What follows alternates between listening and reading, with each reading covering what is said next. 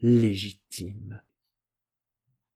Je viens de voir un documentaire effarant sur ce qu'ont subi les homosexuels durant toute la période du nazisme et au-delà.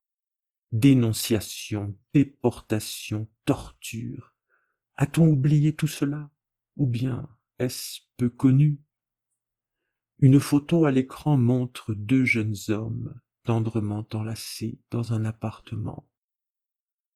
L'un a les yeux clos sur un bonheur qui ne saurait durer, et l'autre regarde au loin avec anxiété, comme s'il pressentait que cette quiétude serait éphémère.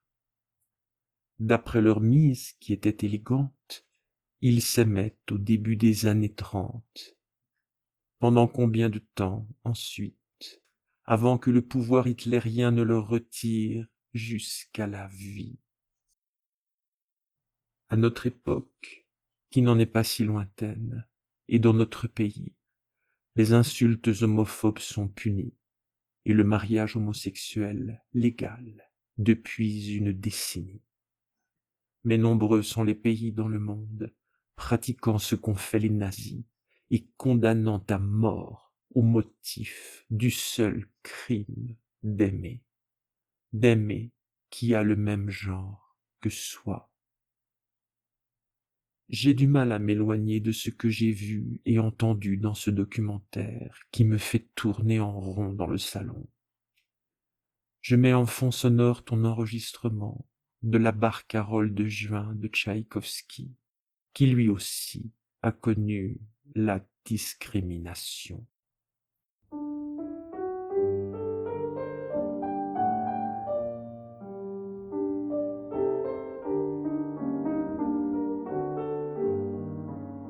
Tu as quitté l'appartement en début d'après-midi pour rejoindre les musiciens de votre quintette.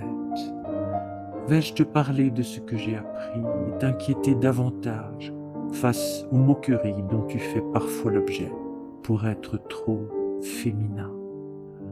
Le mois dernier, tu as été la cible d'un journaliste qui a écrit de subtilités inutiles en excès de finesse, de peur de brutaliser Mozart.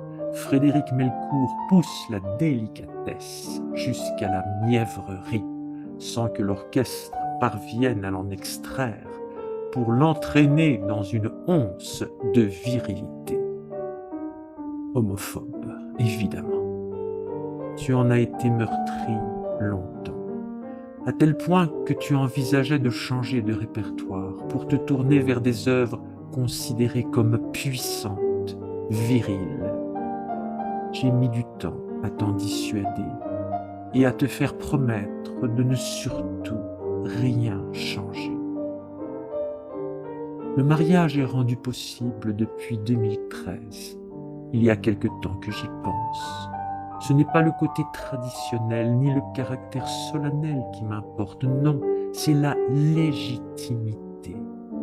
Mariés ensemble, nous serions légitimes, dans notre droit, un droit qui nous protège, car nous avons besoin de protection. Une chance qui nous est donnée, dont combien de personnes aimeraient bénéficier dans tant d'autres pays. Je referme l'écran de mon ordinateur avec ces mots qui grandissent dans ma tête, le droit, la légitimité, et je m'installe dans le canapé sans rien faire d'autre que d'attendre.